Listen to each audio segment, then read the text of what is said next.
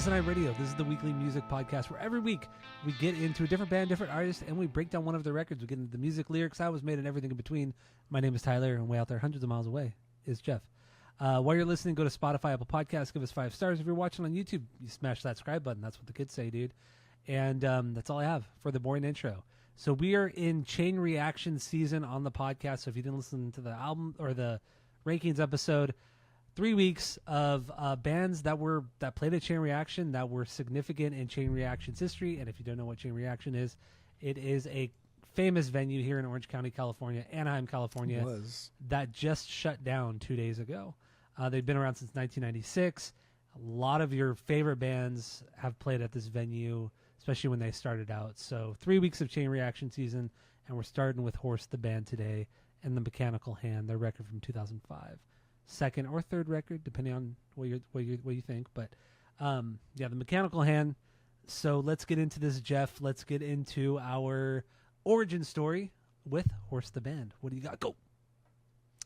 I don't remember the first time I heard them. It just, at some point in our high school career, before we graduated, it was like, hey, this band is fucking awesome. And then we just really, really liked them.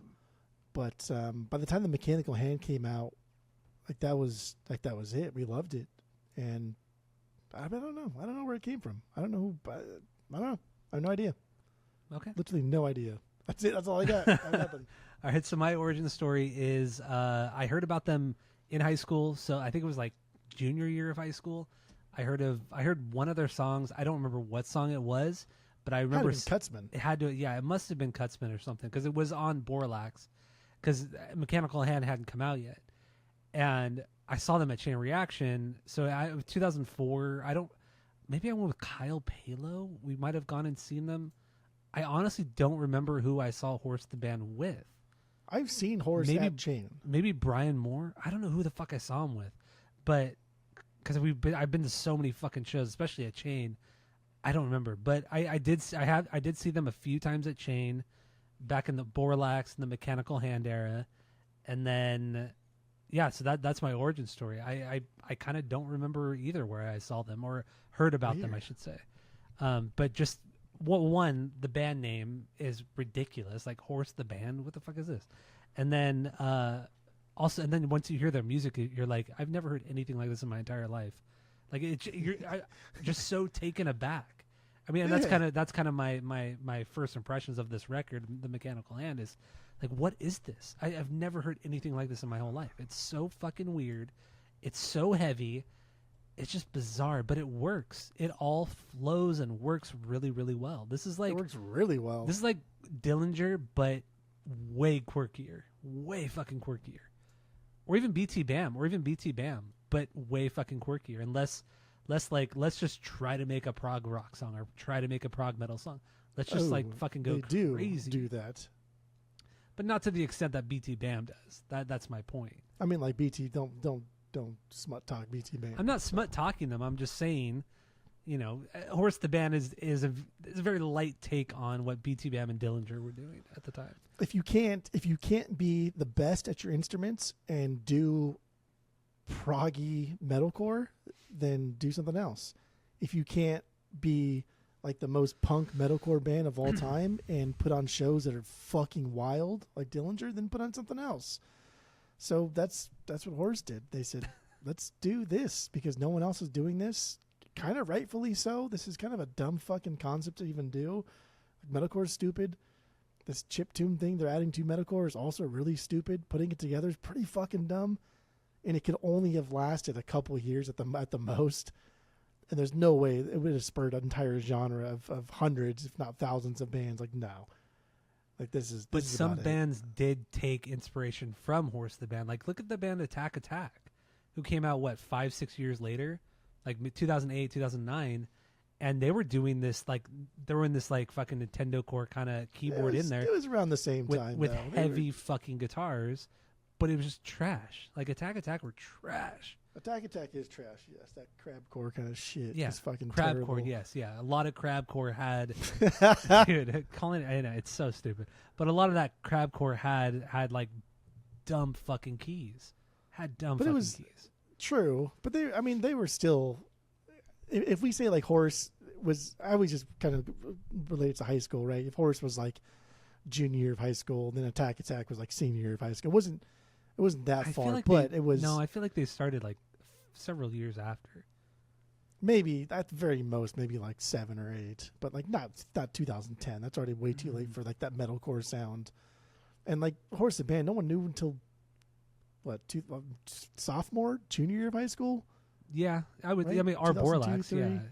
So it was 03, and so Attack started in 07.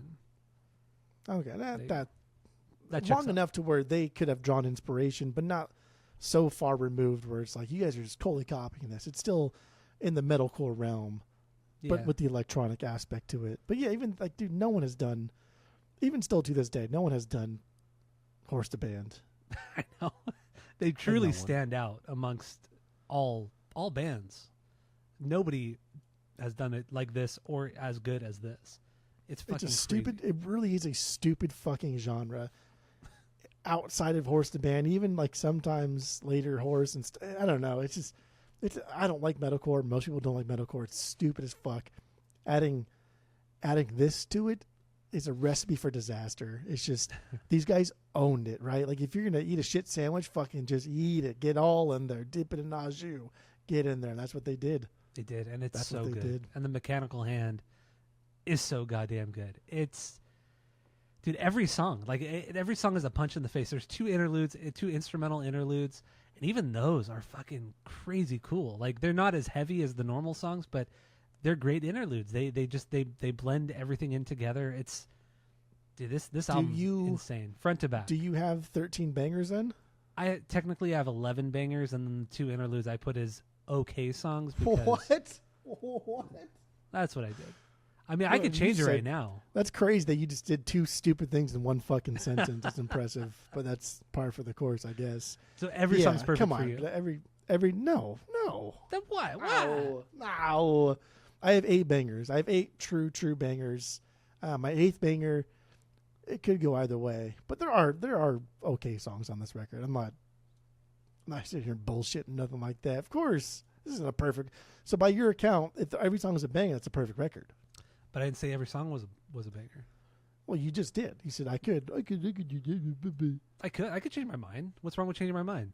People change their minds. Oh, nobody changes their mind, Oh, okay. especially stupid. you. Okay. But anyway, 11 bangers out of the 13. Let's get into our biggest banger on this one. I think it's probably Birdo. Yeah, Birdo is the best song. The opener. It's wild. No if ands or buts. Like there's no comparison. This song is absolutely fucking bonkers. It really to open it up with the eggs thing. And like eggs. I didn't know what that was because I'm not a big Lord of the Rings fan outside the 3 movies that I watch every like once a year pretty much. But I don't care that much about it. Never watched the Hobbit cartoons. Don't really care to.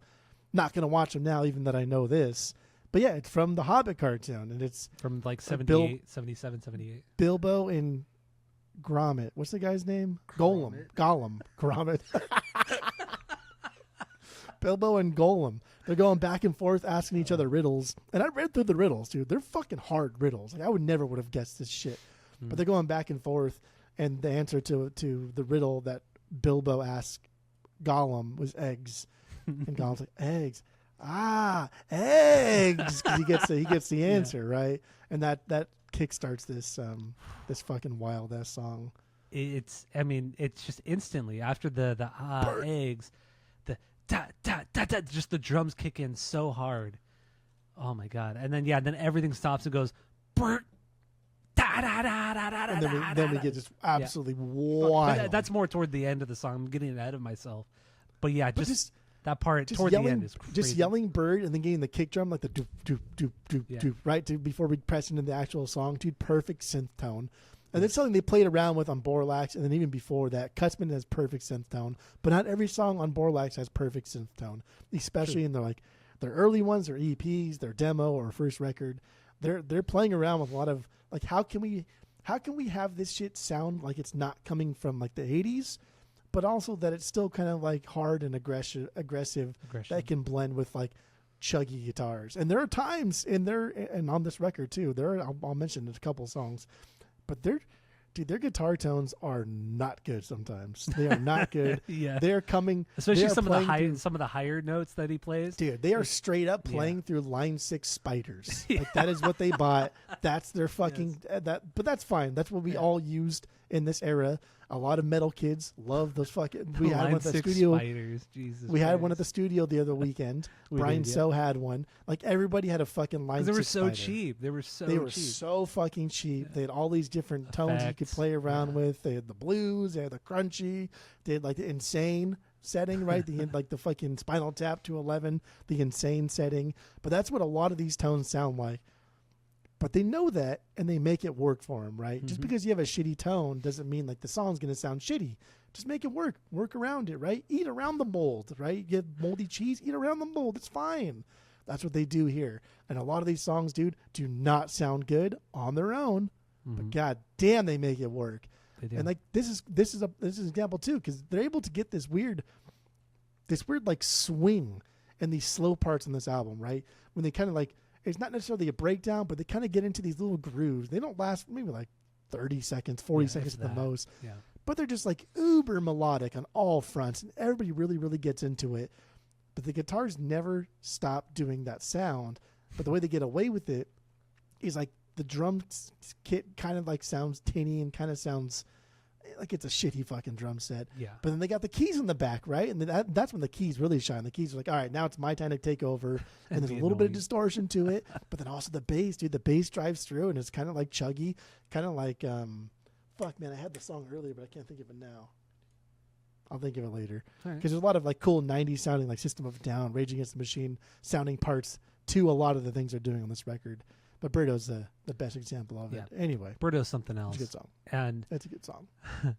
What I also love too is during the breakdown of the song, where there's like the soundscape, like this kind of, I don't even say like it's a proper soundscape. It's just him holding the key down, and it kind of has this like filter effect.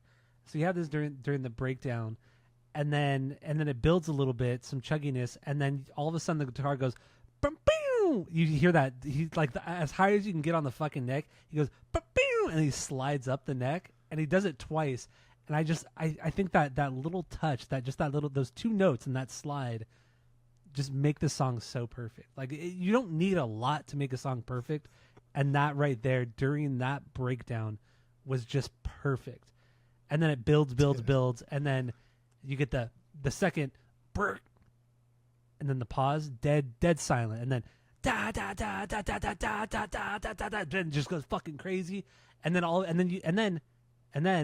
so that's the first false ending to the song, and then it gets all crazy again, and then it stops again. You're like, okay, this is the end of the song, and then all of a sudden it goes into a second fucking heavy ass breakdown. You're like, what the fuck is this? The song is out of control. I think the one you're talking about, the second to last bird. Before it drops into like the real hell breaking loose, like that's the bee's knees of the song. Oh, that's totally. That's like my favorite part besides the eggs into the intro. Like that's it. This song is wild, dude. This song is wild. This song is more wild than like any metalcore song that has ever been. It just fucking is. Definitely, yeah. I know you like your bleeding throughs and everything, but you see an opener come out and no matter what fucking bleeding through 18 Vision song they could have dropped. This is wilder. I know. Oh, I agree. I totally agree. I love Bleeding Through. I love 18 Visions. I love Atreyu. But this opening, this Birdo song is shocking. It's truly shocking. Dude. only because it's so recent, and it was only a few months ago when Tammy and I saw them at the Glass House. I mean, of course they started with Birdo. So, the lights go down. There's just this one singular picture of a horse, like a portrait, like painting of a horse in the background. It's like 12 by 12 inches, and it's just like hanging behind the kit, and the lights go dim. There's some soft lighting, and then the band starts walking out, and then the intro to Birdo plays, and everybody, like instantly, people start circling in the pit. You lose your mind. Before fucking mind. Just during the audio part of it, people are already starting to circle in the pit. And they play eggs. They played eggs. Yeah, they played Birdo. Yeah, and then the eggs, and then it just went fucking crazy. That show was wild. And then even when Mike and I saw him in 2019, at the shrine, not the shrine. Fucking, where do we see him? That shitty, the Regent, I think, in LA. It's in Skid Row. It's on Skid Row. One of the worst venues ever. But we saw him there, and that pit was fucking. That was one of the most insane pits I had been to up to that point in probably over 10 years. This is one of those songs where we're like I don't know. Going into this, I always think like I'm not going in the pit. Like I'm not feeling it tonight. I'm too old. Mm-hmm. Like I don't want to be sore tomorrow. What if I fall? What if I lose my phone? This is one of the songs that if I hear, like the brain just turns off and like I know you know what I mean? Like your brain turns off and you just get like, ooh, it's 2005. Like I'll just deal with the consequences later. Like fuck it, I cannot miss this. Like that's true. Birdo. Like fuck it, you leave it for tomorrow, Jeff. Leave it for tomorrow, Tyler. Fuck those guys. Yes. Yeah, Birdo brings out the best and the worst. Oh man, I mean, people listening to this who have never heard it, because once again, friend of the pod, Skip. He's from England. He's from Birmingham, and this band. I mean, yeah, they did a lot of world tours, but I don't know if he has that same kind of connection with Horst the band as we do here, because they were so close to home. But so I'm curious what his thoughts are on it, like how much he hates it, because he probably hates it because somebody did it better before. That's cyberbullying, dude. Nobody did this shit better. I agree. I agree. But you know, Skip. We know Skip. No one. I mean, like by design though, right? Like this is a very metalcore is a very regional thing to America and to where we grew up. That was a very regional thing. So by design, of course, like no one's gonna do that. I don't want to say better or worse because again, metalcore is fucking pretty trash overall. But I think. I don't know. I think what makes this so exciting is that even while like growing up in the metalcore scene and like the hardcore scene of Orange County, it was always like bands trying to push each other, trying to like, what can you do different? Like Death by Stereo, right? The well-respected band in the Orange County hardcore punk metalcore scene, but they blend the two better than most bands could ever dream of doing. True. But it's still in that realm. It's still doing one of the two things. It's like, how can we be different? How can we knock the socks off of people? Like, who thinks of this? You know what I mean? It's like watching a movie. Sense. You're like, whoa, dude, that was fucking good. How did you think of that? Like, true, like peak artistry. Yeah, I agree. But you also saw me formulate artistry in real time in my head. And also, once again, I can see why people wouldn't like this band if you didn't grow up in this scene. Like, if you weren't here in Orange County, I get it. I know it sounds super hyper regional and kind of pretentious, but I mean, I get it. Like if you're on the East Coast or the Midwest, there was nothing like Orange County. Orange County hardcore is such a niche thing, but there were so many bands that came out of the scene that influenced so many other bands and that just still have a great following, you know. God. But I don't know. I'm talking about pretentiousness. Like, dude, East Coast fucking punkers. Ugh. Pretentious. What do they have? Fucking Bay Area punkers. Killswitch Engage. That's their metalcore. That's like the height of their metalcore is Killswitch Engage. Like, come on. We had one record. Yeah, one good record. That was like it was good. Yeah. But otherwise, yeah, I mean, metalcore started and was at its best here in Orange County.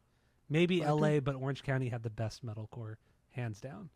I agree. We talked about it. I not a big metalcore guy, but I've listened to a lot of it. I think Suicide Notes and Butt Kisses, that is from Atreyu, textbook metalcore. That is textbook metalcore. It is, yeah. Chapter 1, Butt Kisses. Suicide Notes and Butt Kisses, yes. God, it's so stupid. All right, so good. Back to Horst the Band, The Mechanical Hand. 2005, that's crazy, man. 20 years. And so... Haven't hit the video, haven't hit the lyrics. Yeah, that's right. Oh, fuck, man, I know. So the video, real quick. One song. That's how good this fucking song is. It truly is such a good fucking song. This whole record, too. So as far as I could tell, there was only 3 videos, and I watched all 3 videos from this record. So yeah, with Birdo, this one, they're all fucking weird as shit. Yeah. My favorite was ugly, awkward, and weird. Yeah, my favorite video was not Birdo, but this one was like they're like this high school talent show band. I thought it was like middle school. Oh, okay, it might be middle school. Yeah, it might be middle school. Yeah. But either way, high school, middle school, I don't know. But they were like the house band for the talent show. So kids were doing their whatever they were doing on the stage, and the band was just playing their music. And it was just weird. It was like almost like kind of Tim and Eric, before Tim and Eric, so it wasn't as outrageous. That's how I Yes. felt about these videos. The videos were very pre-Tim and Eric. They were just very Tim and Eric light. That's what these videos were. It was so fucking weird. There's a very specific reason why like these videos get pushed from just like it's kind of like a dumb video to like that's fucking weird. It's a keyboard player. It's Napoleon Dynamite on the fucking keys. Eric, right? Yeah, Eric on keys. And like so when you first did this, watching these videos, like holy shit, I forgot that dude. We always said that like for a long time after Napoleon came out. Like Napoleon. Like dude, looks like the guy from Horse the Band. Mm-hmm. But then, like, you also read that Snow Patrol supposedly stole the idea and then did their own video for Signal Fire, which is like years later. I mean, Snow Patrol. I mean, honestly, Snow Patrol had probably never heard of Horse the Band at all, and they were probably told by like their label or something like, "Oh, this would be a good idea." Somebody from that label probably saw the video, or who knows. It's not just that; it's like a middle school play, but even like the it's not a sepia, but like I don't know the different. You know, what do you call that? Like the sepia on the filter. Tint. The filters. I don't know the different filters. Filters. That's French for filter. Mm-hmm. I speak French. But there's a definite tint that is very reminiscent of Horse the Band. It's that, again, not sepia. Maybe it's sepia. I don't know. But there's a specific tint. I know what you're talking about, but that's what a lot of amateur videos looked like at the time. Yeah, it wasn't just Horse. Mistakes. It wasn't just Horse. It was like every band that was putting out music videos, like amateur music videos at the time. They all had this kind of this overall filter and tone to the videos. And I get all the whites are washed out. It's very like green focused. Yeah, right. Like the bushes kind of like come out real high, but like the blacks are washed out. The whites are washed out. It's a very specific tone or filter to that era. Or it was just the camera. Honestly, I don't think it was like a special filter. I think that was just cameras at the time because it was like early digital. Cameras like this. It was like it was after you were using tapes. So it was early digital. So early digital has like a weird. In 2005.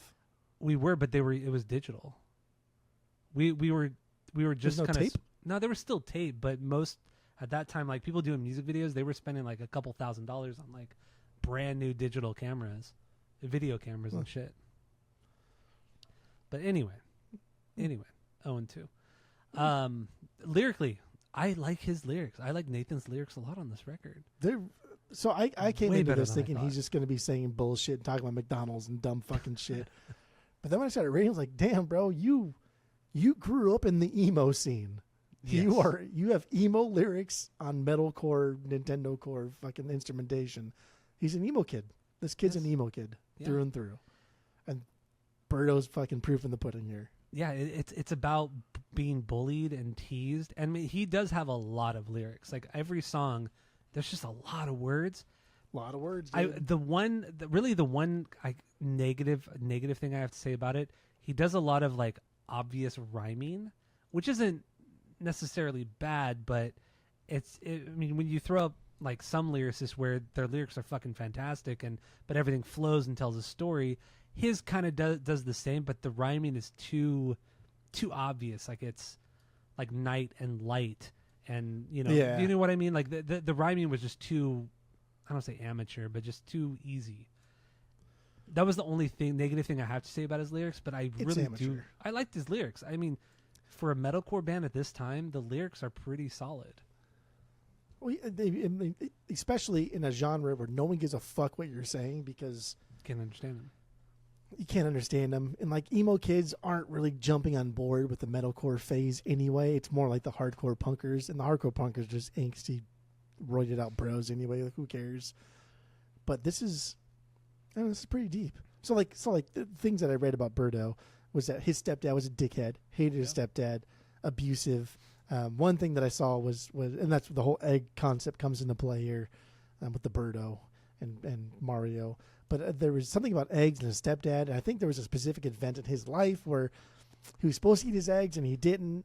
And his stepdad got so mad at him that he punched his mom. I don't know why I'm laughing. It's not funny. But he punched his mom in the face. And like he saw that. And like as a kid, that probably sticks with you forever. Of course. And, like now you hate eggs for the rest of your life because it brings up these weird fucking emotions, right? Like you can't quite process ever. But that's kind of where this came from. and it's pretty fucking wild. And it's not just that, but like the entire song of Birdo is about, like, quote unquote, about the bird from Super Mario 2. That fucking. And then I didn't even know this. Dude, this is wild stuff too. I didn't even know this week. I always thought Birdo was a girl, but I guess it's a boy that wants to be a girl. So like an early trans thing. Yeah. But it was in the manual of Super Mario 2. I always thought it was a girl too. I didn't know about the whole like possible in the original manual when this game came out. They gave this guy a fucking backstory, and this guy's backstory was he'd rather just be a girl, and like that was Birdo. Like that's fucking crazy. That is pretty like first wild. of all, to even have a backstory for a character that like is a throwaway piece of shit character that you're just gonna fight, right? But that's how a lot of like old games were though. Like they had manuals where every character had its own little thing. Oh, it's so sick. I do miss flipping through manuals like back in the day. But this was Nintendo.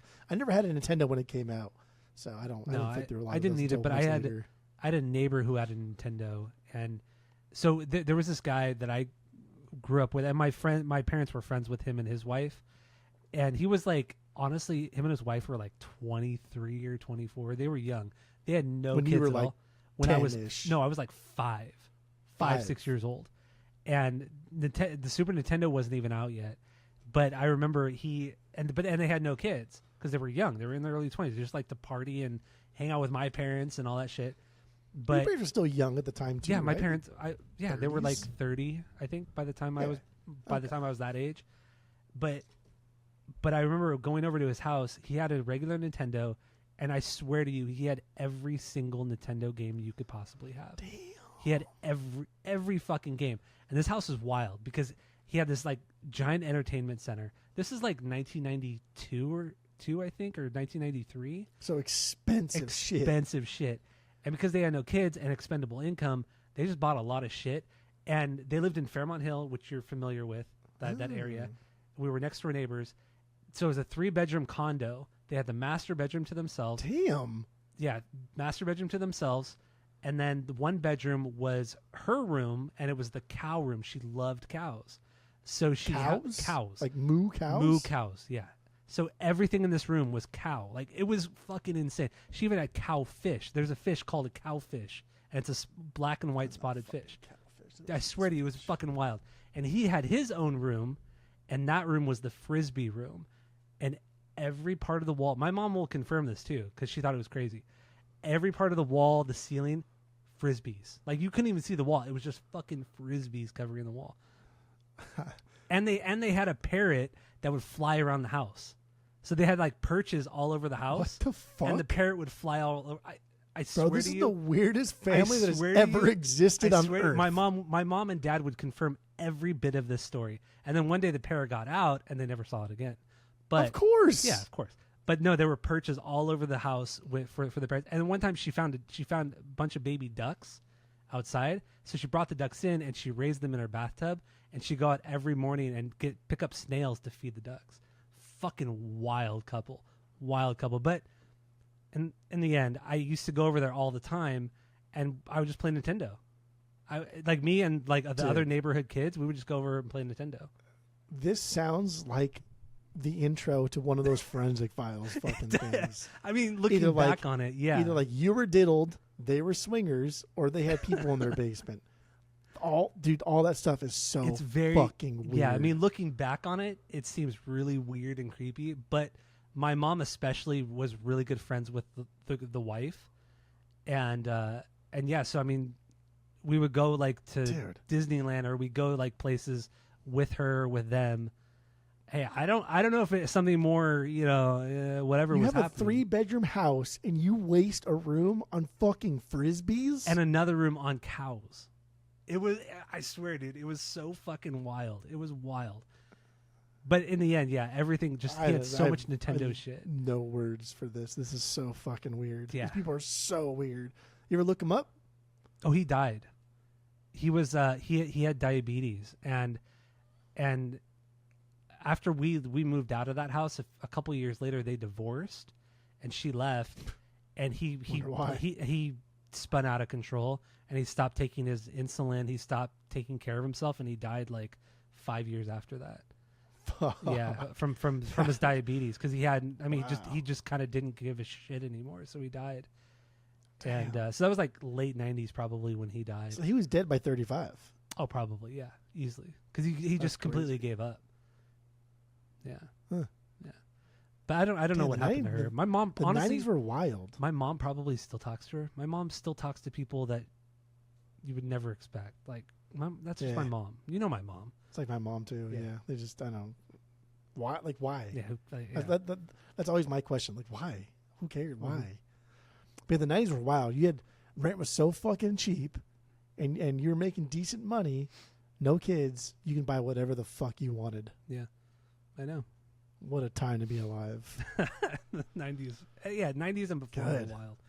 But anyway, that was quite the rant, quite the tangent. But yeah, that was a wild apartment, wild condo, I should say. Do you want to hear the riddle for the eggs? I do want to hear the riddle for the eggs. Yes, Because I let's get wrote back down to the this. riddle for the eggs because they're all fucking hard. But this riddle was also so he says a box without hinges, key or lid, Mhm. yet golden treasures inside is hid. Eggs. Yeah, eggs.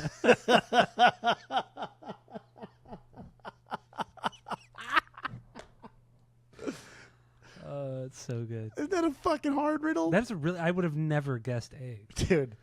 I think Like, there's I 10 almost- riddles I that almost- Bilbo I almost had had where you- they go back and forth. I almost had you repeat it because I just. How do you make that connection? I don't know. Whatever. Anyway, Birdo, number one, easy number one. I think it's the only true, like fucking untouchable beyond banger. I think Cutsman and Birdo are the only true, like beyond banger, untouchable fucking songs that should go down in history. There are a lot of bangers within the scene, a lot of good stuffs, but those are like Cutsman and Birdo, fucking untouchable. Yeah, I would say there's a couple more songs that are. I said Cutsman's there's up only there. two. Cutsman's up there. I said there's only two, so Well. we're gonna just go ahead and do that. You're stupid. So let's get into another song. All right, so we're good with Birdo. Let's move on to a different song. What's your 2B? Second banger. What do you got? Oh my fucking god! This is so hard. Looking at my nose. Remember what I like Well, about that's kind of this? hard. I can't fucking see. Open your fucking eyes. Oh, the House of Boo, of course. Really? But the girls. But yeah, the House of Boo. carols. That's my 4B. But the girls. Let's get into it. What do you got? Yeah, I don't know. From that opening kind of bend, right, where they let it go, go up and down a little bit. Love the build from that heavy bass into some real '90s kind of punky metal shit. This is what I talked about earlier. I couldn't figure out the song, but some of the songs on here remind me of like when Rage lets everything open up, or when System of a Down lets everything open up and get kind of crazy with it. The way they do the breakdown bits here. Also, I was going back to Birdo too, and like the reason why Horses was so successful for that brief period and why they should have been more successful is the way they do breakdowns. Yeah. Like they don't do blast beats like everyone and their fucking mother did blast beats. Mm-hmm. It was a groove. Like you could still tell the blast beats were there and they grew up like Bane, right? Like, you adopted the Darkness. I grew up in it. Like these guys grew up in fucking blast beats. I think you were But talking way about the they did band it- Bane. I'm like, wait, there's no blast beat. There's nothing about Bane that's like blast Oh, beat or dude. grindcore. Okay, but now I get what you're. I mean, okay. blast beats aren't specific just to grindcore, and Bane did do blast beats, and Bane was hard as fuck, and I love Bane, but yeah, House of Boo, it's I don't know, it's groovy and dancey, right? And the boop boop, all the boops and I the know. beeps that they do, like it's what the fuck are you doing? I It's mean- wild and still. How do we get from like rah rah rah rah to boop boop beep boop boop boop and then back into it, right? How do we do that? But And then they Horse do shows it. us. Yeah, like almost like I wouldn't say every song on the record, but a good chunk of the songs. Yeah, they'll stop everything and they'll just do like one little key part, one little thing that Eric does, and then just all of a sudden drop into a fucking huge ass breakdown or something super chuggy. They're great at it. They're just really, really great at it. And sometimes there's just no rhyme or reason as to why they drop into one thing and back into another. Like with the really House isn't. of Boo, like that main line that Eric plays on the keys, it's a straight lift, not a straight lift, but it's very similar to what's played in Super Mario with the Boo, with the character Boo. Yeah. So he uses a lot of what was in the Mario game in this song. which is cool, but it doesn't make any sense. But for whatever reason, it still works. Just a lot of quiet, loud. The quiet, loud dynamic is strong here, but a lot of bands were doing that shit too. So at the time, that's true. Like I think back to Super Mario World and the haunted houses, right? The whatever the noises they make in the haunted house levels on Super Mario World. That's what he's doing here. Yeah, I didn't think about it until now, but it's not the exact replica of it. But that's what he's channeling. Yeah. He's trying to make you think like this is the House of Boo, right? This is and you hear what you remember and what's fun, but it's not the same exact thing. Yeah, no, I agree with you on that. And also, there's some cool bass parts on this song. Yeah. And honestly, all over this record, I didn't realize until this week. I've listened to this record. I can't even tell you how many times I've listened to it, but it's been a lot. But it wasn't until this week where I realized, God damn, dude, there's some cool bass parts and a lot of parts where, like, he kind of shines a little bit, where it's just him and maybe the drums are just him. Like, there's some rad. There's bass not parts. A lot. There isn't. I think there's like 4, maybe 5 parts in the entire record where it is that, and there's even less parts where it's just the bass gets its own time. Because usually, like this one too, there's a lot of keys in the bass solo, I guess. So there's not a lot of times when he gets to kind of just do his own thing and shove everyone like, hey, don't forget there's a bass player here. But this they're is one great of them, grooves. because even though that's the thing. Yeah, it's a great groove.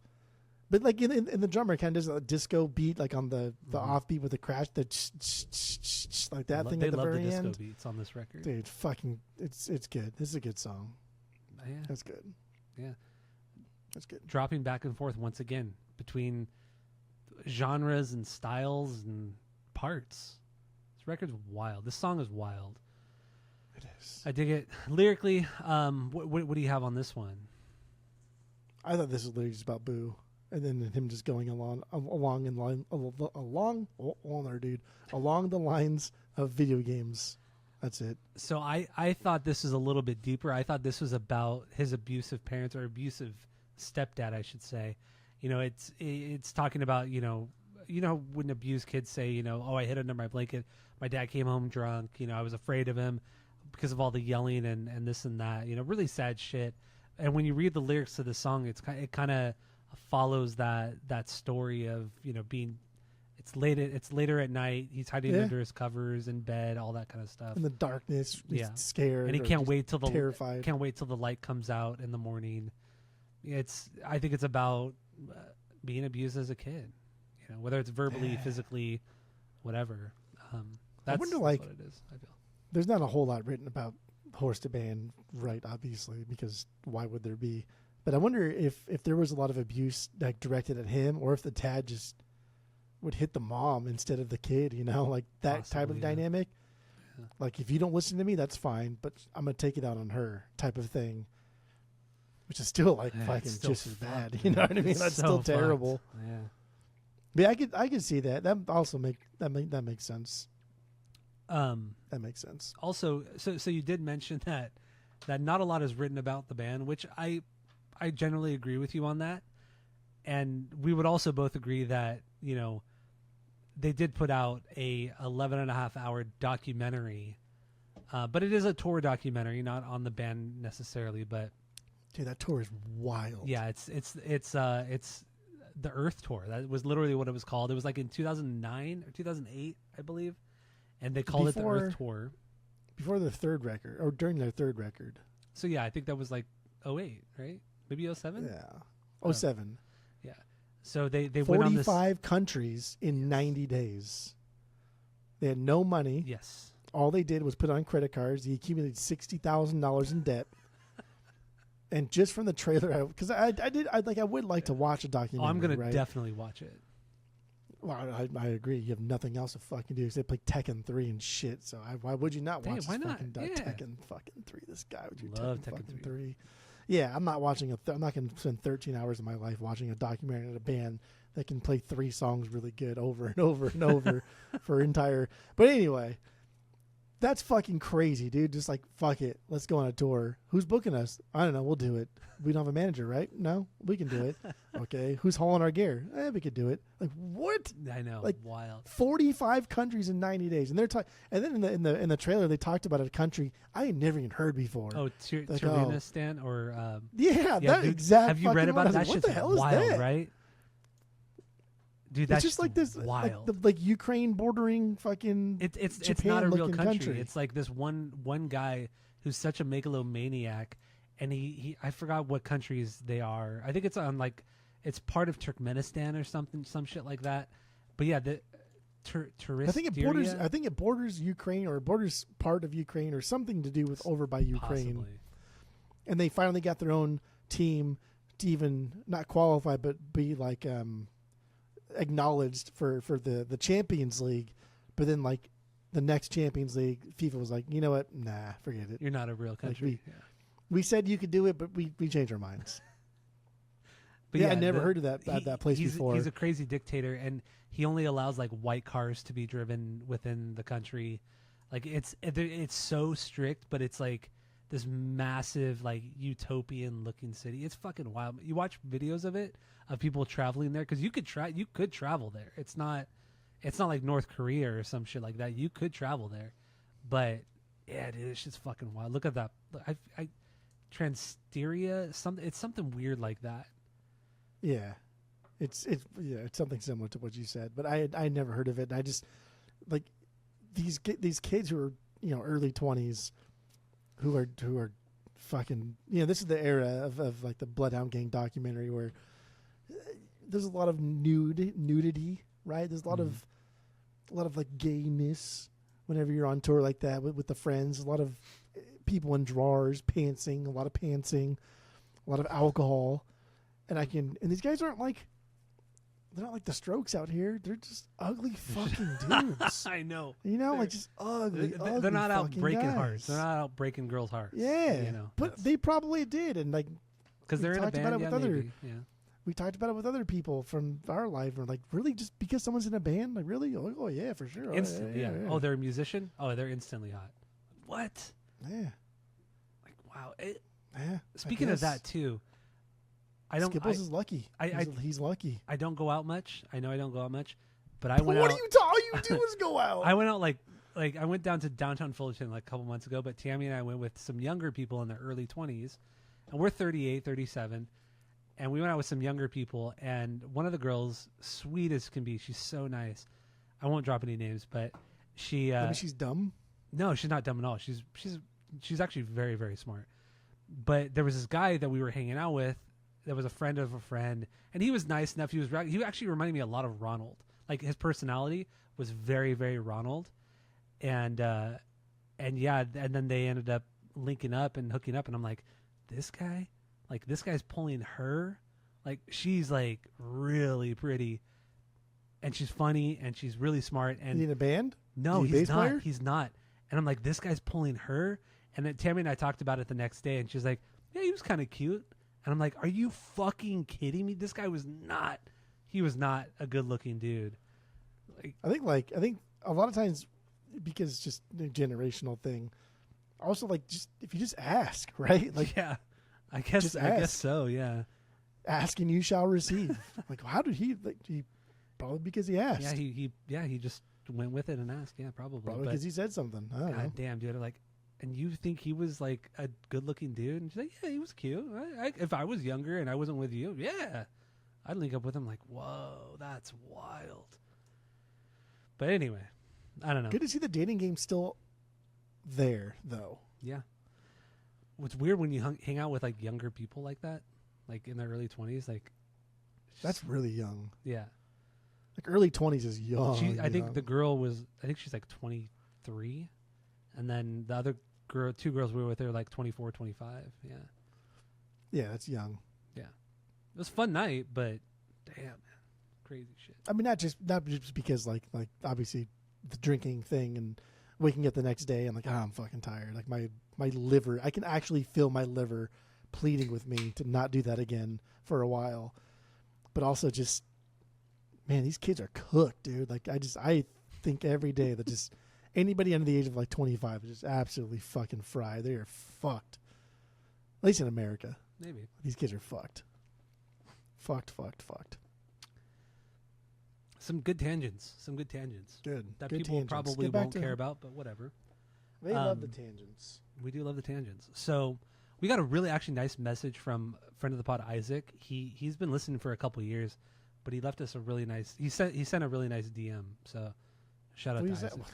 Really He was say what just like, fucking said? you guys are like my favorite podcast. I love listening to you guys. Like, hope you have a good New Year's. Like, hope you have a good Christmas.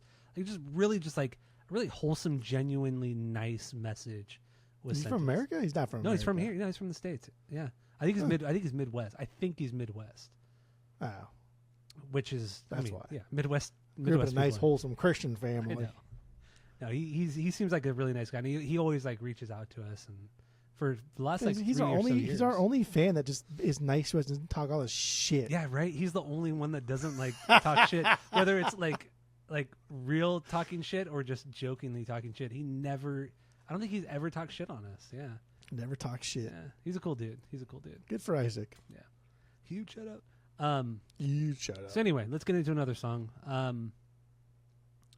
Anyway, what's okay? So we did House of Boo. We did House of Boo. We did We didn't do- Birdo. So my 2B. You ready for this one?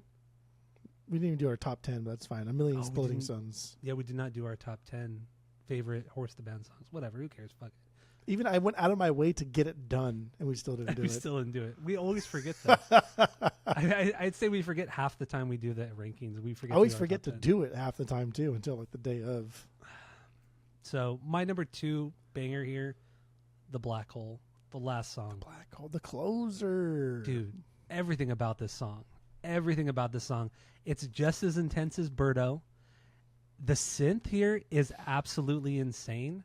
Like the part where it all breaks down and it stops, and then Eric goes fucking nuts on the keys. Just 2 keys, like he's just like seeing how as fast as he can possibly go with the 2 fingers on the keyboard, and it's just fucking wild. It's intense. It's insane. Lyrically, this wraps up the whole record perfectly. There's references to almost every song on this record lyrically. Yeah, that's pretty Musically, wild. it has every element that you hear on this record is within this one single song, but done just as chaotically and beautifully as Birdo. I think it's the perfect end to a record, to this record especially. I love this song. The Black Hole's It's a good. It's insane. It's a perfect closer. It's a good kind of like reimagining of a coda, right? Like Yeah. let's do everything over once again, but put it in like a different perspective kind of thing. I think it really drives home the Nintendo core aspect of this record. Like you said, the doodly doodly doodly doodly, that little fucking that thing that guitarists always like to do, right? The doodly doodly doodly. Yeah, doodly. yeah. I don't know what you would actually call that. It's not even like an arpeggio. It's I don't know what. To But call like it. that thing he's doing in here. But also this is another song too where I thought like we got kind of like System of a Down kind of groove at points here, where it gets really into. I think it's like the middle part of the song, right before with the dancey part, the Yeah. and then the disco beat. like mesmerized, hypnotized, kind of Yes. did it like that. Yeah. But the Like a polka dun- thing, dun- like dun- a dun- polka thing. That's what it yeah, is, but not. It's like the polka thing, but it's not the polka thing. Yeah. You know what I mean? Yeah. If you heard the song, you would know. But yeah, this is a perfect close. This is my 5B. Okay. I mean that's wrong, but okay. It's a killer track. It's a fucking. It's one of their It's a killer best. track. It's their second best song. Like not even on this No, record, it- but their You second think best this song. is better than Cutsman?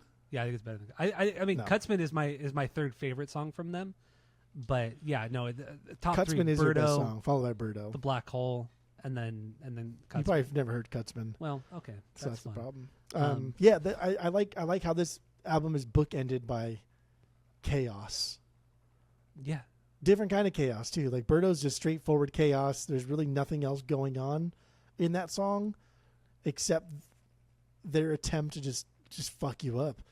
At least like the Black Hole is a little bit more melodic. You know, like the last half of the song gets a little bit more kind of like swingy and melodic. The whatever the part that is, I'm melody's off, but it does get a little bit more swingy and melodic. Whereas Birdo never does that. But I like that because it's like this progression, right? Because not every song is supposed to be like Birdo. and the black hole is supposed to be this end cap, and then we get piano, which is even like it, which makes the song even better because it's 5.5 minutes. It's 5.5 minute song, and like I said, it's all encompassing musically, lyrically. It has some of the heaviest breakdowns on here. It has some of the most grating keyboard parts from Eric on here as well. The guitar playing is all over the place, but in the best way. Like he's taking from every single song with the chugginess, the breakdowns, the weird little like high guitar parts. It's all here. The little stop and goes where it's just silence and then you keep on going. It's all here. This is the perfect encapsulation. Wait, how do you say that? Encapsulation. Sure. Of the entire record within one song. This is literally everything in the one song, and it's perfect. It's melodic, and lyrically too. This is the most uplifting. I feel the most uplifting song because, like I said, it mentions all the songs before it, which all the songs on this record are very depressing. It's about his depression, his anxiety, abuse, heartbreak. It's everything you hear in emo music. And he talks about that a lot in the song, but toward the end, it's like this uplifting kind of like he transcends to another level. Whether I don't know, maybe that's like a suicide thing, or maybe he overcomes his all of it and just to reach a different level, like almost like a Buddhist thing, I don't know. It's very uplifting. I think it's more about him finding just like his happy place and telling everyone like, everything's fucking sad and shit, but I do enjoy doing this. It's amazing. It's so amazing, as he repeats over and over and over to end the record. And then at the very, very end of the record, I know what they're called, but those Muppet guys that are always grumpy and they're like, that wasn't half bad. You're right. It was all bad. Those guys. Those are the fucking best. Yeah. And every time I had this record playing on Spotify in my shop, and that thing would come on, everybody in the shop would just laugh and giggle like, oh, I remember those guys. But they wouldn't say, who was that? They would just remember those guys, and that was it. I don't think anybody liked this music. That's okay. Yeah. It's a very polarizing band. Very polarizing band. It's easy to hate. No, it's easy to hate, and it's hard to love. But once you love it, like you should really love it. Yes. So let's move on from the Black Hole. What else we got Black here? Hole Sun. We could do Lord Gold Throne Room. That's my 8B. Sand. That's my 6B. Soaring Quails. That's my 7B. Those are lower Heroes Bs. Die. That's my 4B. Well, those are clearly lower Bs. Exploding Suns. That's my 3B. Let's get into A Million Exploding Suns. A million exploding suns. Not just a couple, but a fucking million. Yes, a million exploding suns. Wait, this is your 3B? You said this is my 3B. That is my 3B as well. That is your 3B as well. And they did make a video for this one. I loved this video. This video is way better than Birdo. It's so fucking good. Not that I hate Birdo, but it's just Birdo's like, it's fine. So So it starts with Eric, who looks like Napoleon Dynamite, like we mentioned. He's sitting at like a dining room table with a typewriter, and there's this little like glass ceramic duck head sticking out of the wall. Goose or some shit, whatever the fuck that is. And he just kind of looks at it, and I think it just says like, wait, I wrote it down. Wait, hold on. So Napoleon Dynamite came out a year before this, so like they knew what they were doing. Yeah, definitely. They knew what they were doing. And Eric looks up at it. And then it's just a single shot of just the ceramic duck head sticking out of the wall, and it just says commence. And then it goes back to a shot of Eric. And the typewriter. And he's just like going crazy on the typewriter, and then it's the key part that he plays in the song. And then essentially the concept of the video is that he's writing this story that he doesn't want to write, but he's being forced to write from the ceramic duck head. Duck. And it's telling these two people to fight each other and kill each other, and then to create this like Frankenstein monster out of raw meat, which is the singer, Nathan, and then Nathan ends up turning into the monster and killing the two guys that created him, and then eventually Eric comes in to save the day with his typewriter around his neck, and he kills Nathan. So this is his whole fucking story, and then but in the end, the duck has the final victory, and then at the very end, he's eating like peas and cheese out of a fucking bowl or some shit. Peas and cheese. Weird, but like like not even melted cheese. Yeah, just right, just like like fresh shredded cheese. cold cheese. Yeah. Some shit you get like Yeah, Taco this Bell, is like on your tacos. Yeah, That yeah, never well, melts. Yeah, exactly. That never melts. Yeah, exactly. Whenever you get like shitty fast food, you're like, dude, my cheese isn't fucking melted, but then you still eat it anyway, and you never complain about it, right? Yeah.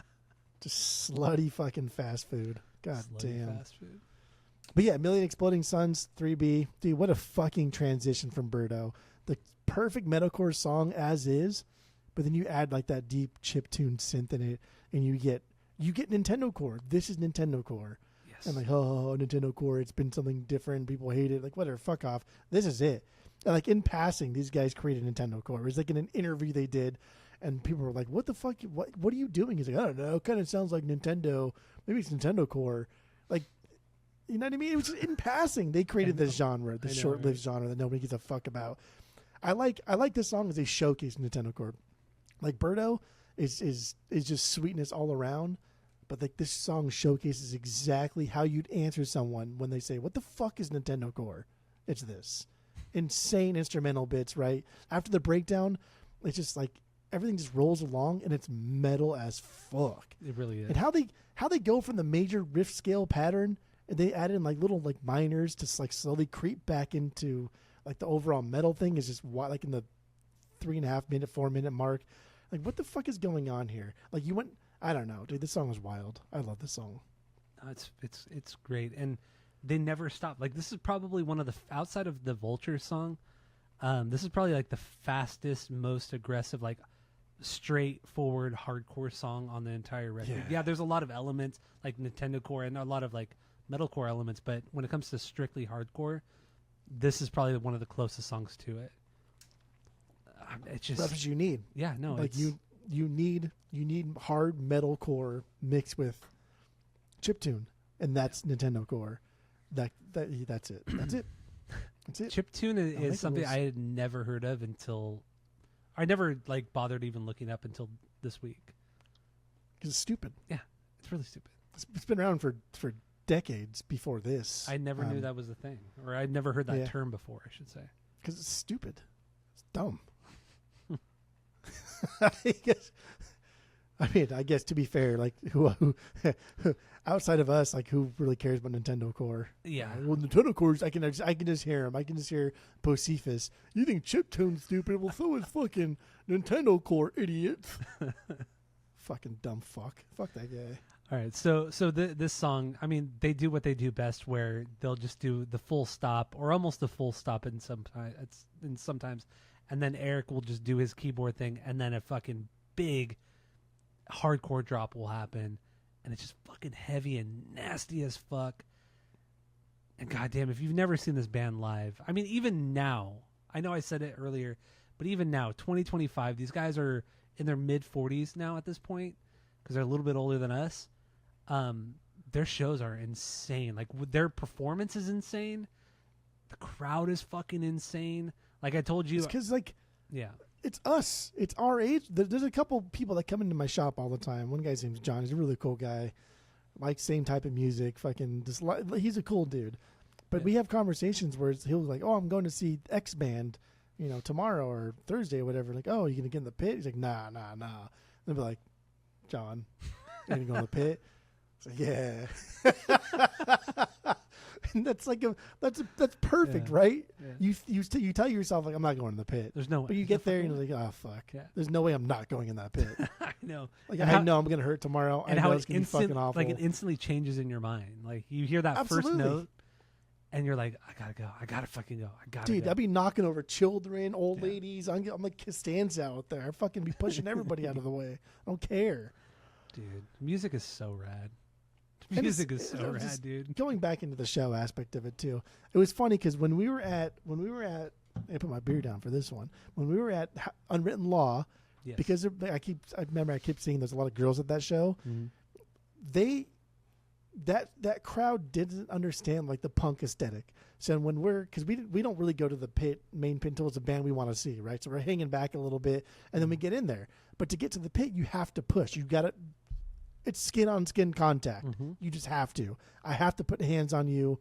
whether or not it's like I'm swimming past you like this, or I'm doing like this thing and saying sorry, and then my right hand has to go somewhere, or I'm going the opposite way. Yeah. Just the fucking way it is. It's nothing weird. It's nothing personal. Never it's just anything I got to get there.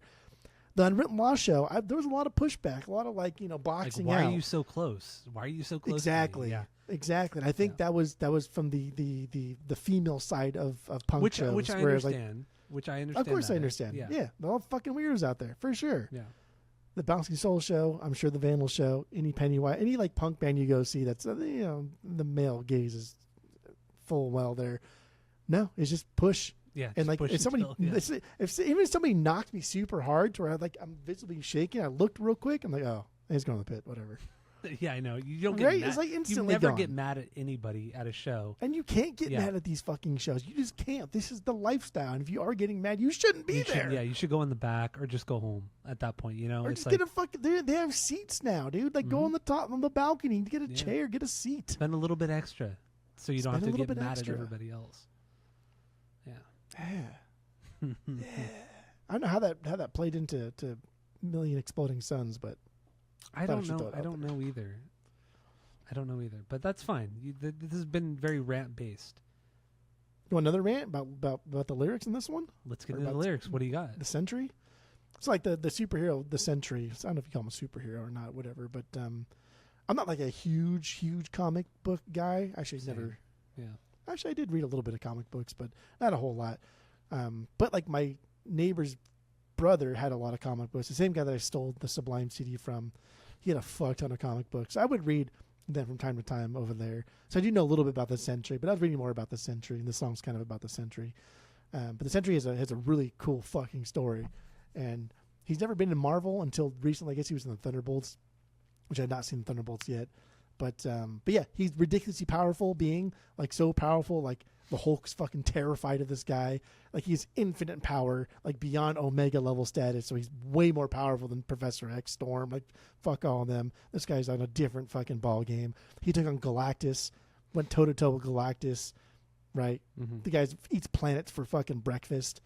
But also he has his alter ego, this dark side called the Void, and it's still him. So this guy's just like a Joe Schmo, right? He drinks. He's an alcoholic. He's kind of fucked up. He's kind of fat. And so he somehow builds his tower to make him forget and everybody forget that he's a superhero. And so in doing that, he eliminates the Void and the Sentry, which are both inside of him, the dark and the light side of this guy who's an alcoholic. Because whatever the Sentry does, whatever good he does, the Void does the equal and opposite thing of that. Oh. So he's scared, and he tries to kill himself multiple times in these comics, but he can't because the Void won't let him. But I think it was cool because I think this record goes in line with that. I think there's a lot of dark and a lot of light in this record, and I think it's cool that these guys are a little bit older than us. So they grew up like we grew up, like strictly with Saturday morning cartoons, but so did these guys. But they also grew up with comic books. And so I think they know more about deeper Marvel lore than we do. And I like the idea that this record showcases both the light and the dark side of Horse the Band, of the lyrics, of the singer. And then also like the cover art, right? It's very pastel-y. It's very light. It's very like, oh, that's kind of a cool thing. It reminds me of like psychedelic porn crumpets. They have a record cover that's almost identical to this. Mm-hmm. And that's kind of more lighthearted, psychedelic music. I don't know. I thought that was kind of a fun story of Marvel characters. We like superheroes. I knew nothing about the Sentry. I literally have never heard of this character. But once again, growing up, I read some comic books, but most of it was like Spider-Man, some X-Men, some Superman, but it wasn't like, I never got deep on comics at all growing up. But so I'd never heard of the Sentry. But it's cool. I mean, clearly these guys kind of know on a deeper level their references, or at least the singer Nathan does, because Nathan writes all the lyrics. And I feel like a lot of these songs, the title of the song is a play on whatever his lyrics are. I mean, that's clearly what it is. Yeah, absolutely. And going to the artwork real quick, I didn't really see who did the artwork for it, but apparently some people were saying it's based off of Fahrenheit 451, that book, and the Future Police wear a Phoenix badge, and it's a play on that. So which makes sense because Nathan's lyrics are very, they're either depressing, they talk about, like a dystopian kind of future and things like that. So I get all that reference and everything. And also another part of the parts of this the album artwork, there's like the octopus on here, and there's the octopus song on here. I forgot the full title of the song, but yeah, there's some. I think the artwork's really cool. I really like the artwork here. I like it a lot too. I think it's cool. Yeah. I don't know. I haven't read Fahrenheit 451 since read high it in school. high school. Oh, okay. I was gonna say yeah. We all were forced to read it in high school. I didn't like it. It's funny. Honestly, like I don't think it was that good of a book anyway. Like I really don't think it's that good of a book. But whatever. Okay, don't be too pretentious here. But whatever. Every time I'm forced to read a book, I always think like, damn, that was so fucking good. I'm gonna read more. Like every fucking time, and I never do. Yeah. Dumb. It's stupid. It's stupid. All right. So let's move on from A Million Exploding Suns. All right. So let's move on. Anyway. Yeah. I don't care. I mean, we can we're getting to that point now, right, where we can kind of blow through a lot of these. Yeah. I guess the two big talking points is one of the instrumentals, Heroes Die, and then B, Sand. I want to talk about. Otherwise, I can do without everything else. Yeah. I mean, we talked about my four biggest Bs. So Birdo, Black Hole, Suns, House of Boo. Heroes Die is my 4B. Heroes Die. That's the first instrumental. It's the first. That's kind of like an okay song, but we can get into that real quick. This is the only song that they've done, I think, ever that sounds like this, and I like these weird kind of like doomy metal kind of songs. Like this is a new thing in the past ever since we started collecting vinyl. I love this sound. I just can't get enough of it. That's this. It's just 3-minute long jam just built around a fucking simple riff. There's no fluff. There's no vocals. It's just a jam. They play it out, right? They don't build too much. It doesn't really go anywhere, but doesn't need to. It's a bridge between softer sounds and the House of Boo. It's perfect. I love this. Yeah, I would definitely agree with you. It's almost 3.5 minutes long, so it's a long interlude. But there's a great build, like with the drum intro. It goes on for a while, and then it just the synth and the guitars and like the weird, I don't know, vocals or whatever it is. I don't know. Just kind of builds the song, and it's cool, man. But it's an interlude in the end. So. And then Sand's the other one I would like to talk about because that's lower for me. But yeah, let's get into it. This is 6B for me. I think this one's fucking wild. I love those background harms, the shrieks, right? Yeah. And this is the one where I thought, like, dude, you guys are just playing a line 6 like that. Dude, your guitar tone is shit here. It's nostalgic, and dude, everybody fucking had a line 6, man. It was just, it's so cool. It's so warm and fuzzy on the inside, right? That's like God damn, they're like $120 for a fucking massive like big amp. When you're like 14 or 15, like you get that amp, or you know somebody who has that amp, so you played it and all that kind of shit. Yeah, and they're huge, and they're powerful, and they're loud. There's not a lot of depth. There's not a lot of depth to them. Not a lot of complexity. They usually came with like free cables or free fucking something with them. So that's why you bought them. But damn, dude, the guitar tone on this sounds like a fucking Line 6 Spider. Specifically the Spider too. The Spider was just like that was it. Every metalcore kid, every kid had that shit. The Spider had the built-in effects. That's what it was. So when you're first starting to play guitar, it's like, oh, I could put this delay on. I could put this flange on. Like how many people use a flange? Like especially when you're beginning guitar, it's like nobody uses the flange. Nobody does that shit. Unless you're fucking around. I never had a Line 6, but every time I went to So's house, I would play his. I put it because his parents would be gone during the day. Because when we were in college, we would go to his house and jam, and it would just be me playing the drums or playing his Line 6 as loud as humanly fucking possible. And I would put it on crunch because there was like there was blues, and then there was like metal, and there was like something else. I think there was country. There was a country setting. Well, there was like if you go from, I guess you're looking at the opposite of me, but if you're going from clockwise, right? You're going from like. I mean, I never had one, so 7 o'clock. I never had one, so I'm just. Oh damn, girl! I never had one. I played So's a lot. Yeah, but if you go from like 7 o'clock, 7 o'clock was like clean, and then 9 o'clock was like country twang, and then 10 o'clock was like blues, and then it kept going over and over, but it get progressively more and more crunchy. And the last one, I think, was crunch, it was insane. It was either crunch or insane. I can't remember which one it was. But you put it on that, so I put it on that, and then I put the flange on, and then I would just play really loud solos because it hides all your mistakes. Yeah, everything, yeah. It just sounds cool because it's loud and crunchy, but you can play like shit, and it would hide it all. And like here, I don't know, dude. Sand I was like, bro, you guys, okay, that's cool. I respect it. Also, with Sand, there's like this weird timing at the beginning. Like, are you guys about to fall apart? Are we like, what are you doing here? The whole kind of like maybe first 30 seconds of the song. Yeah, it's a little bit weird, but then it just kind of drops into its normal thing. There's a lot of like Metallica chugginess to this song as well. Something that they don't do much of, but just like the consistent like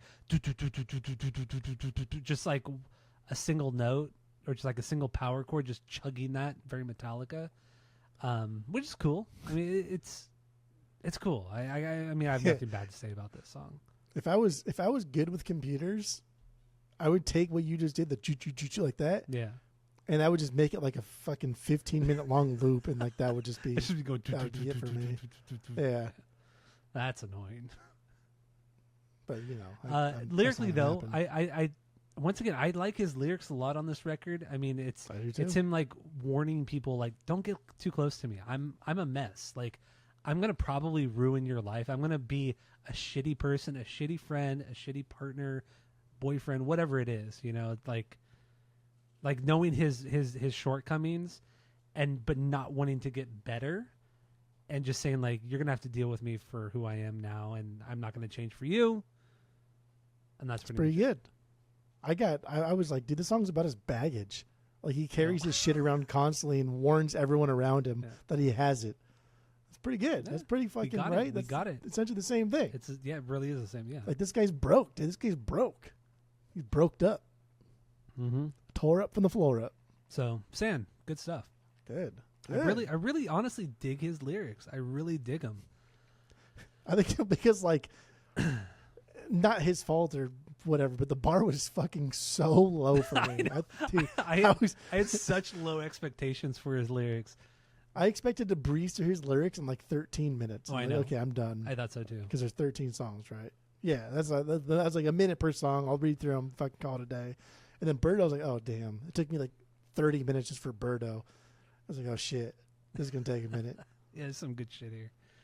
I don't know. I don't really care to talk about Taken by Vultures. What do you think of this one? Like the shortest song on the record, shortest proper song on the record. This is not making banger list for me. I do this one and Octopus and Fire 5B. are my two least favorite songs on the record. Mm-hmm. But Taken by Vultures, I think it serves a purpose. First of all, I think it's a fucking dude. Their transition from like instrumentals into their songs, fucking flawless. Perfect. Yeah. Right. Going from Soaring into Taken by Vultures, fucking flawless. Absolutely perfection. But yeah, it's a little bit more straightforward. It's a little bit more. This is the most straightforward song on the record. No fluff. This is Orange County hardcore, OC hardcore at its finest. Like this is like when you hear OC hardcore, that's what this like. Your Bleeding Throughs, even your 18 Vision, like early 18 Visions was kind of like this. Throwdown was a little bit heavier, but like so much of OC hardcore was like Taken by Vultures, which is cool. Like you get one. You just throw in one song that's like an homage to, we're playing, the local scene and all that. I love it. I thought it's a great kind of throwback track. So, it's killer. Great hardcore song.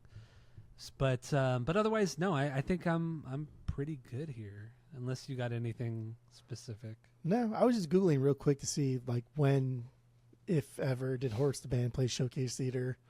Oh, they had to have. Yeah, they did. Yeah, I mean, Showcase was,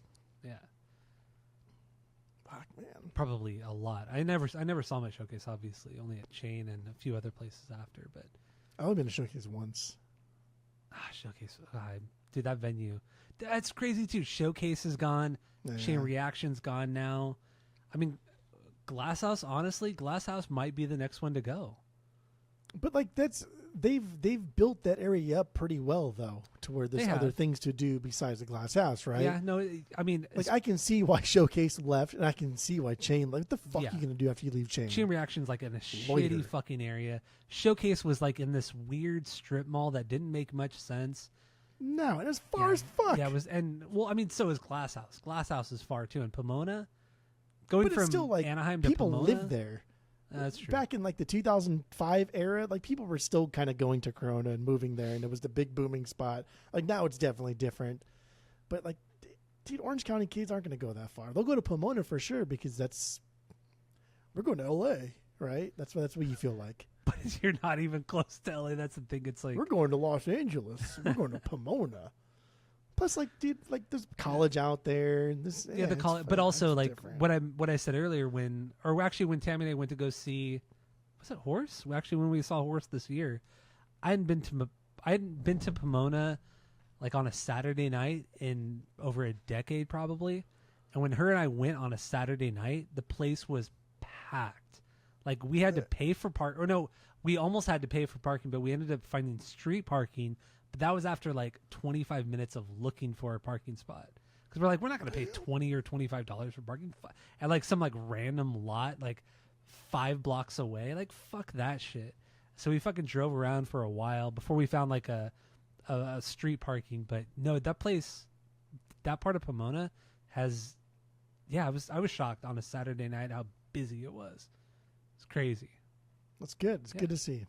Because you and I have been going there for 20 years, and yeah, it really is good to see. It's dead even on a Saturday night when we used to go.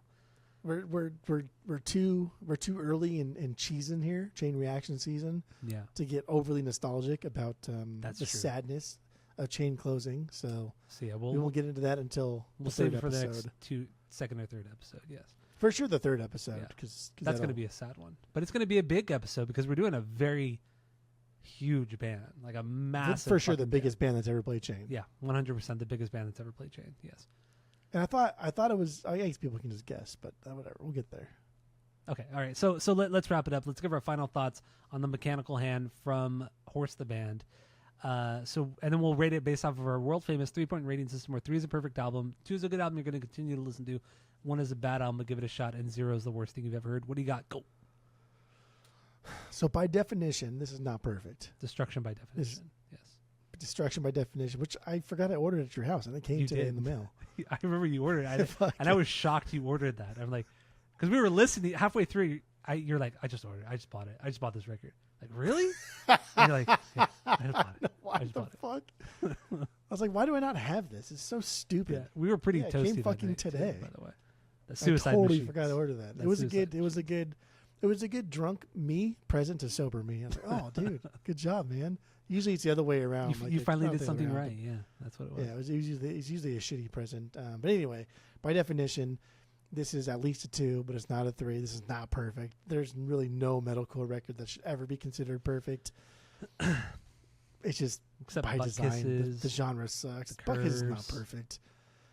This is Cars. That's all you ever say. This is Cars. That is Cars. Death by Stereo's first record.